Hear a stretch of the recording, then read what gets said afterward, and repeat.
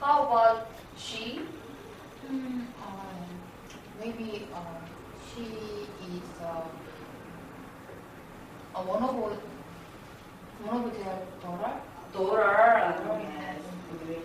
I think sister and She is she looks very happy. sister and brother. Maybe they look okay. I will.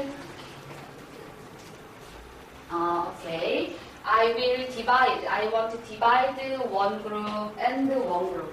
So you guys talk about your family members' strengths and other things. One group and one group. Strengths. My Introduce and talk. Okay, I see. Hello, I'm Audrey. What is your Hello. I have 5 members in my family.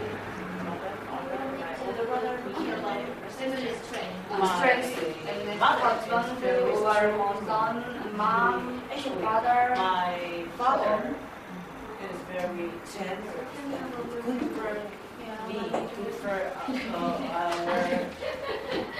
good for us, my brother and sister. And my father is still in my to you? our house. He take care of himself, even if he is very old.